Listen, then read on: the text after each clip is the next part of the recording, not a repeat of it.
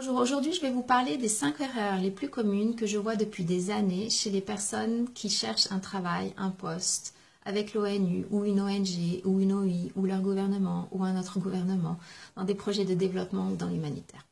La première erreur qui est très commune, c'est de rester et de se fier aux plateformes telles que Relief Web et Impact Pool par exemple. Il n'y a aucun problème avec ces plateformes, elles sont très utiles, cependant c'est ce que j'appelle des autoroutes et il y a énormément de personnes avec qui vous êtes en concurrence. Donc la recommandation, c'est d'essayer de diversifier aussi vos canaux et vos sources d'information, et notamment de mettre le doigt sur des plateformes spécialisées dans l'environnement, par exemple.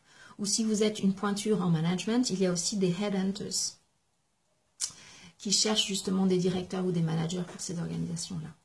Le deuxième point concerne la valeur ajoutée. Vous n'utilisez pas assez votre valeur ajoutée. Je vous donne un exemple. Chargé de projet, project officer, project coordinator. Il y a énormément de postes et il y a aussi énormément de concurrence.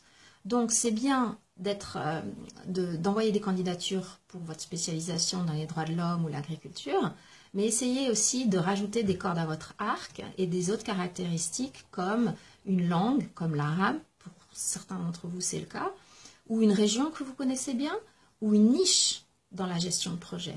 Si c'est le monitoring and evaluation et que vous avez de l'expérience dans ce domaine-là, on sait qu'il manque des experts en monitoring and evaluation. Donc, s'il vous plaît, soyez spécifique au lieu de vous généraliser et d'être en concurrence avec un plus grand nombre de personnes. Le troisième point concerne vouloir à tout prix être rigide sur un poste de fonctionnaire ou un poste à plein temps ou alors rester absolument à Genève. Ce qui est important, c'est de mettre un pied à l'étrier dans votre domaine de compétences. Donc, des fois, ce qui peut vraiment lancer une carrière, c'est d'accepter un poste comme consultant ou une mission courte. Ça, c'est le troisième point.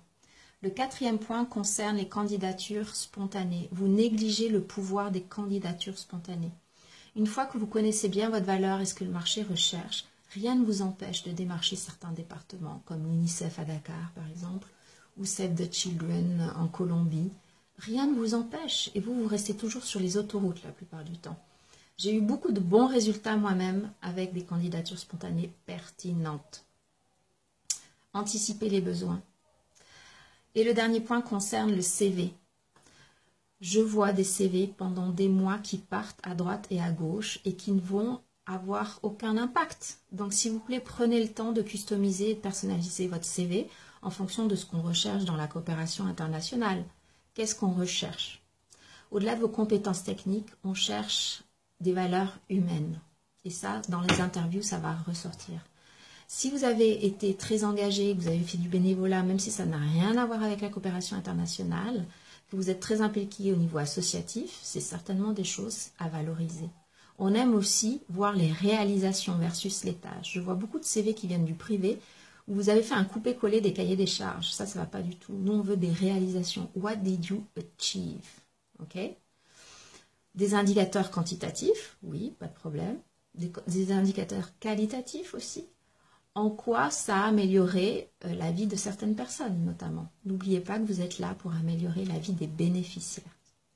Voilà, j'espère que ces 5 erreurs les plus communes et leurs recommandations vous aideront vraiment à sauver beaucoup de semaines et de mois dans vos recherches. À bientôt.